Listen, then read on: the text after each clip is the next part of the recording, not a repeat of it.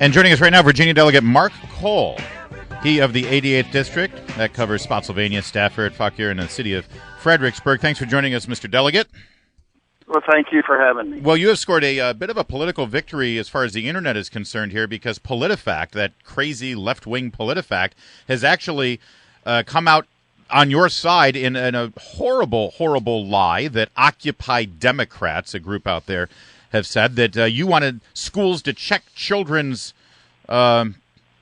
private parts before using the bathroom. And PolitiFact has said that is a false claim. Why don't you tell us what your bill specifically does with regard to the use of bathrooms in public schools for students who believe that they are transgender? Well, all it does is say that boys should use the boys' room and girls should use the girls' room. I know that appears to be a controversial issue, but to me it's always been common sense. It does not affect any facilities that are unisex or not designated. All it does is say that state agencies need to adopt policies that if they have facilities such as restrooms, locker rooms, or showers that are designated male or female, they need to adopt policies that said males use the male facilities and females use the female facilities. It would not impact unisex facilities or non-designated facilities.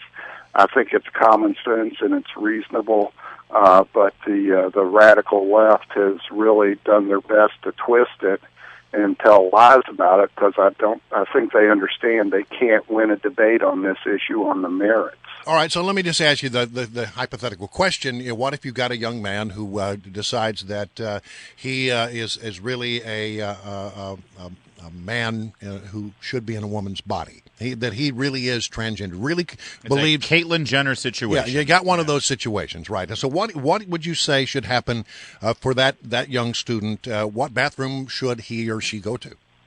Well, he can either use a non-designated facility, which is the compromise that schools have offered, or he needs to use the appropriate facility for his physical gender. This is really, I think, a bill to protect people's privacy. Yeah. Whenever you go into a facility that's designated, one gender or the other, say a woman goes into a woman's dressing room, there's a reasonable expectation of privacy that she is not going to have to expose herself to a male or be exposed to a male. And so that's what this is all about. Really, I think the small minority of transgender people, they're the ones that need to respect other people's privacy, and they're the ones that need to make accommodation, not the rest, the vast majority who need to bow to their whim. Well, that's kind of crazy talk there, Delegate Cole. Imagine that. Common sense. Delegate Cole, I understand that there won't be, a genital check in front of these facilities, but how would this law be enforced? We conservatives, we want our government to function well. We want it to make sense. So help me make sense of this. How does one enforce a law that says if you were born male, you must use a male facility, and likewise for females?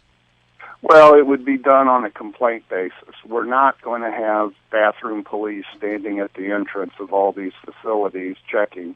If a woman is using a woman's facility and she sees a man in there, she would complain to whoever manages the facility, and then if they think there's grounds, they could call the police, and the police would come, and if they see the person, they would issue them basically a ticket, a $50 ticket. It's not even a criminal penalty, so the person could not be arrested just for this offense. Yeah. I think it's a very reasonable bill. Well, no wonder they're calling you every name in the book out there on the Internet. Well, it's outrageous, and thank you for standing up for this.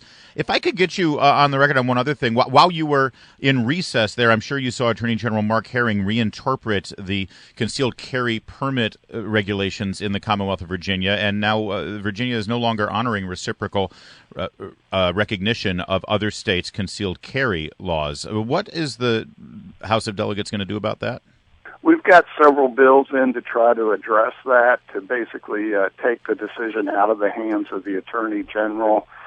This was just a purely political move to pacify the rabid anti-gun base of the Democrat Party. There has been no crime wave of out-of-state concealed carry permit holders coming into Virginia and committing crime. It's really a solution in search of a problem and was just politically motivated.